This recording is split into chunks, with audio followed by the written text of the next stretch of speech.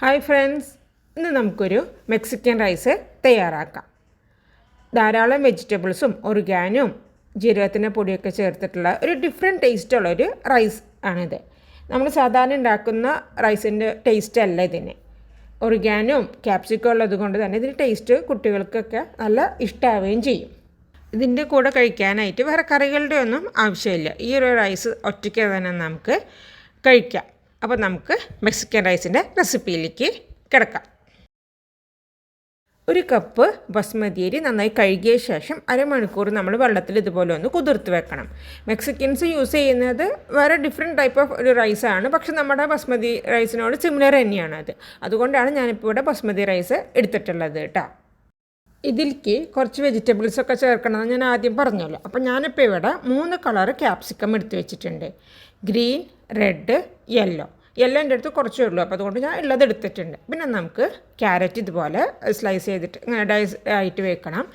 Green peas, sweet corn, ഇത് green പീസും sweet corn frozen ആണ് കേട്ടോ ഞാൻ എടുത്തിട്ടുള്ളത്. അപ്പോൾ ഇത്രയും സാധനങ്ങൾ ഇതുപോലെ നമ്മൾ അരിഞ്ഞ് എടുത്ത് വെക്കുക. അതിനുശേഷം നമ്മൾ ചെയ്യേണ്ടത് 3 തക്കാളി എടുക്കുക. 3 വലിയ തക്കാളി തന്നെ എടുക്കുക. എന്നിട്ട് ഇതുപോലെ ഒന്ന് ബ്ലാൻഡ് ചെയ്തിട്ട് എടുക്കണം. അതായത് വെള്ളത്തിലിട്ട് ഇതുപോലെ ഒന്ന് തിളപ്പിക്കുമ്പോൾ നമുക്കതിൻ്റെ ആ ഒരു തൊലി ഈസി ആയിട്ട് നമുക്ക് റിമൂവ് ചെയ്യാൻ പറ്റും. അതിനെയാണ് നമ്മൾ ഈ ബ്ലാഞ്ചിങ് എന്ന് പറയുന്നത്, ആ തൊലി റിമൂവ് ചെയ്യാൻ വേണ്ടിയിട്ട് എടുക്കുന്നത്. അപ്പോൾ അതേ നന്നായിട്ടൊന്ന് ഇങ്ങനെ നമ്മളൊന്ന് നന്നായിട്ട് തിളപ്പിച്ച് കഴിയുമ്പോൾ തൊലി ഇങ്ങനെ പൊട്ടും. അപ്പോൾ നമുക്ക് ഈ വെള്ളത്തിൽ നിന്ന് നമുക്കതെടുത്ത് മാറ്റാം. അപ്പോൾ ഞാൻ തക്കാളി വെള്ളത്തിൽ നിന്ന് എടുത്ത് മാറ്റുകയാണ്. അതിനുശേഷം ചൂടാറി കഴിഞ്ഞപ്പോൾ അതിൻ്റെ തൊലിയൊക്കെ ഞാൻ മാറ്റി എടുത്ത് വെച്ചിട്ടുണ്ട്. അപ്പോൾ 3 തക്കാളി, നല്ല പഴുത്ത തക്കാളി തന്നെ നോക്കിയിട്ട് നമ്മൾ എടുക്കണം കേട്ടോ. എന്നിട്ട് നമുക്കത് മിക്സിയുടെ ഒരു ജാറിലേക്ക് നമുക്ക് ഇട്ട് കൊടുക്കാം. 1 ടീസ്പൂൺ മുളക് പൊടിയും കൂടി നമ്മൾ ഇട്ട് കൊടുത്തിട്ട് ഈ തക്കാളി പ്യൂരി ആക്കിയിട്ട് എടുക്കണം. അതായത് അടിച്ചിട്ട് എടുക്കണം. നമ്മൾ വെള്ളമൊന്നും ചേർക്കേണ്ട, തക്കാളിയുടെ ആ ഒരു നീര്, ആ ഒരു പ്യൂരിയാണ് നമുക്ക് വേണ്ടത്. അപ്പോൾ ഞാൻ തക്കാളി പ്യൂരി ആക്കിയിട്ട് എടുത്ത് മാറ്റി വെച്ചിട്ടുണ്ട്. ഇനി നമുക്ക് റൈസ് പ്രിപ്പയർ ചെയ്യാനായിട്ടുള്ള ഒരു പാൻ വെക്കുക. അത് നന്നായി ചൂടായി വന്നു കഴിഞ്ഞ് കഴിഞ്ഞാൽ ഇതുപോലെ ഒരു പീസ് ബട്ടർ അതിലേക്ക് ഇട്ട് കൊടുക്കുക. അതിനുശേഷം നമുക്ക് കുറച്ച് റിഫൈൻഡ് ഓയിലും കൂടി ഇതിലേക്ക് ചേർത്ത് കൊടുക്കാം. നിങ്ങൾക്ക് ഫുള്ളായിട്ട് ബട്ടറിൽ ചെയ്യണമെന്നുണ്ടെങ്കിൽ ഫുള്ളായിട്ട് ബട്ടർ തന്നെ യൂസ് ചെയ്താൽ മതി. ഞാനിപ്പോൾ ബട്ടറും കുറച്ച് ഓയിലും മിക്സ് ചെയ്തിട്ടാണ് യൂസ് ചെയ്യുന്നത്. പിന്നെ ഞാൻ ഇതിലേക്ക് ഇട്ട് കൊടുക്കുന്നത് വെളുത്തുള്ളി ചെറുതാക്കി എരിഞ്ഞത്. ഒരു വലിയ സ്പൂൺ 4 സ്പൂൺ വെളുത്തുള്ളി ഞാനിപ്പോൾ ഇതിലേക്ക് ചേർത്തിട്ടുണ്ട്. സാധാരണ റൈസുകളിൽ നിന്ന് കുറച്ച് വെളുത്തുള്ളി കൂടുതൽ വേണം കേട്ടോ ഇതിലേക്ക്. അപ്പോഴാ ഒരു വെളുത്തുള്ളിയുടെ ഒക്കെ ഒരു ടേസ്റ്റാണ് ഇതിൽ മെയിനായിട്ടൊക്കെ നമുക്ക് ഉണ്ടാവുന്നത്. വെളുത്തുള്ളി ഇതുപോലെ ഒന്ന് നന്നായിട്ട് മുരിഞ്ഞ് വന്ന് കഴിഞ്ഞ് കഴിഞ്ഞാൽ നമുക്കിതിലേക്ക് ചെറുതാക്കി എരിഞ്ഞിട്ടുള്ള സവാള നമുക്കിതിലേക്ക് ചേർത്ത് കൊടുക്കാം. ഒരു മീഡിയം സൈസ് ഉള്ളൊരു സവാളയാണ് ഞാനിപ്പോൾ ഇതിലേക്ക് ചെറുതാക്കി എരിഞ്ഞ് ചേർത്തിട്ടുള്ളത് കേട്ടോ. സവാള ചേർത്തിട്ടും നമുക്കൊന്ന് നന്നായിട്ടൊന്ന് സോട്ട് ചെയ്യാം. സവോള അങ്ങനെ ഡാർക്ക് ബ്രൗൺ ആക്കിയിട്ടൊന്നും എടുക്കൊന്നും വേണ്ട, ഒന്ന് ട്രാൻസ്പെറൻ്റ് ആയിട്ട് വന്നാൽ മതി സവോള ഒന്ന് ട്രാൻസ്പെറൻ്റായി വന്നു കഴിഞ്ഞ് കഴിഞ്ഞാൽ നമുക്കിതിലേക്ക് നമ്മൾ നേരത്തെ വെള്ളത്തിൽ കുതിർത്ത് വെച്ചിരുന്ന അരി ഉണ്ടല്ലോ, ആ അരി ഒന്ന് വെള്ളം കളഞ്ഞ ശേഷം ഇതിലേക്ക് ചേർത്ത് കൊടുക്കുക. എന്നിട്ട് നമ്മൾ ഈ അരിയും കൂടി ചേർത്ത് നന്നായിട്ട് ഒരു 1-2 മിനിറ്റ് നമ്മളൊന്ന് സോട്ട് ചെയ്യണം. അരി കുതിർത്തിട്ടുള്ള അരിയാണ്, അപ്പോൾ അതുകൊണ്ട് നമ്മൾ സോട്ട് ചെയ്യുമ്പോൾ ഒന്ന് ശ്രദ്ധിക്കണം. അരി പൊട്ടിപ്പോവരുത്, വളരെ സോഫ്റ്റായിട്ട് വേണം നമ്മളൊന്ന് സോട്ട് ചെയ്യാനായിട്ട്. ഇങ്ങനെ നമ്മൾ സോട്ട് ചെയ്യുന്നത് എന്തുകൊണ്ടാണെന്ന് വെച്ചാൽ അപ്പോഴാണ് ആ വെളുത്തുള്ളിയുടെ ആ ഒരു സവാളയുടെ ഒക്കെ ഒരു ടേസ്റ്റ് ഈ ഒരു അരിയുമ്മേലേക്ക് നന്നായിട്ടൊന്ന് പിടിക്കും. ഇനി നമുക്കിതിലേക്ക് 1 ടീസ്പൂൺ നല്ല ജീരകം വറുത്ത് പൊടിച്ചത്, നമ്മുടെ ജീരകത്തിൻ്റെ പൊടി ഉണ്ടല്ലോ അത് ഇട്ട് കൊടുത്തിട്ടുണ്ട്. പിന്നെ 1 ടീസ്പൂൺ കുരുമുളക് പൊടി.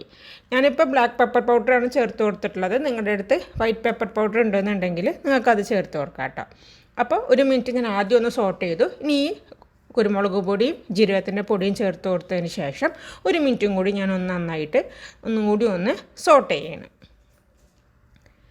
അപ്പോൾ നമ്മുടെ അരിയൊക്കെ ഒന്ന് നന്നായിട്ടൊന്ന് നമ്മളൊന്ന് സോട്ട് ചെയ്തിട്ട് എടുത്തിട്ടുണ്ട്. ഇനി നമുക്ക് ഇതിലേക്ക് ചേർത്ത് കൊടുക്കേണ്ടത് നമ്മൾ നേരത്തെ അടിച്ചു വെച്ചിട്ടുള്ള ടൊമാറ്റോ പ്യൂരിയാണ്. ഞാനിപ്പോൾ ഇവിടെ ടൊമാറ്റോ ബ്ലാൻഡ് ചെയ്തെടുത്തിട്ട് പ്യൂരി ആക്കിയിട്ടാണ് ചേർക്കുന്നത്. നിങ്ങളുടെ അടുത്ത് ടൊമാറ്റോ പേസ്റ്റ് ഉണ്ടെന്ന് വിചാരിക്കുക. നമുക്ക് റെഡിമെയ്ഡ് ടൊമാറ്റോ പേസ്റ്റ് വാങ്ങാൻ കിട്ടുമല്ലോ, അതാണ് അത് നിങ്ങൾക്ക് ഉപയോഗിക്കാം. ടൊമാറ്റോ പേസ്റ്റാണ് നിങ്ങൾ ഉപയോഗിക്കുന്നതെന്നുണ്ടെങ്കിൽ 3-4 ടേബിൾ സ്പൂൺ നിങ്ങൾക്ക് ഇതിലേക്ക് ചേർത്ത് കൊടുക്കാം. അതല്ല, റെഡിമെയ്ഡ് ടൊമാറ്റോ പ്യൂരി നമുക്ക് അവൈലബിൾ ആണ്. ടൊമാറ്റോ പ്യൂരിയാണ് നിങ്ങൾ ചേർക്കുന്നതെന്നുണ്ടെങ്കിൽ ഒരു 3/4 കപ്പ് റെഡിമെയ്ഡ് ടൊമാറ്റോ പ്യൂരി നിങ്ങൾക്ക് ഇതിലേക്ക് ചേർത്ത് കൊടുത്തിട്ട് ഇതുപോലെ നിങ്ങൾക്ക് ഇതാക്കാം. ടൊമാറ്റോ പ്യൂരിയും ചേർത്ത് കൊടുത്ത ശേഷം ഒരു മിനിറ്റും കൂടി നമ്മളൊന്ന് സോട്ട് ചെയ്യണം. അപ്പോൾ ആ ടൊമാറ്റോയുടെ ടേസ്റ്റൊക്കെ ഈ റൈസുമ്പോൾ നന്നായിട്ട് പിടിച്ചോളും. നമ്മൾ മീഡിയം ഫ്ലെയിമിൽ ഇട്ടിട്ടാണ് ഇതൊക്കെ ചെയ്യുന്നത് കേട്ടോ. അതിനുശേഷം നമ്മൾ നേരത്തെ എടുത്ത് വെച്ചിട്ടുള്ള നമ്മുടെ വെജിറ്റബിൾസ് ഉണ്ടല്ലോ, ക്യാപ്സിക്കും ക്യാരറ്റും ഗ്രീൻ പീസും എല്ലാം ഇതിലേക്ക് ഒന്ന് ചേർത്ത് കൊടുത്ത് ജസ്റ്റ് നമ്മളൊന്ന് മിക്സ് ആക്കിയാൽ മതി.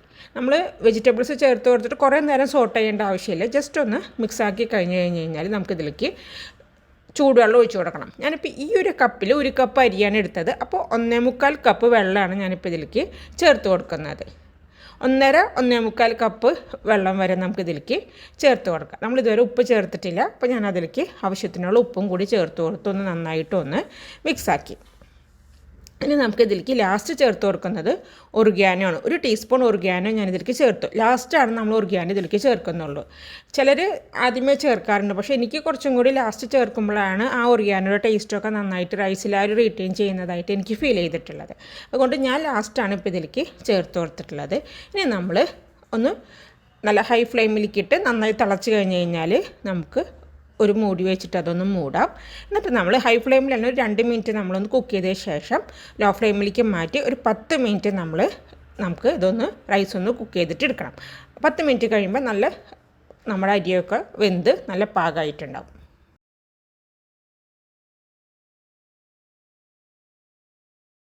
പത്ത് മിനിറ്റ് കഴിഞ്ഞിട്ടുണ്ട്. നമുക്ക് തീ ഓഫാക്കിയ ശേഷം നമുക്ക് മൂടി ഒന്ന് തുറന്ന് നോക്കാം.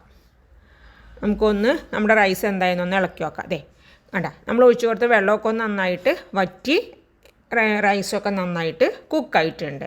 പരസ്പരം അങ്ങനെ ഒട്ടി പിടിച്ചിട്ടൊന്നുമില്ല, കുഴഞ്ഞു പോയിട്ടൊന്നുമില്ല. ഇങ്ങനെ വിട്ട് നിൽക്കുന്ന രീതിയിൽ തന്നെ റൈസ് നമുക്ക് കിട്ടിയിട്ടുണ്ട്.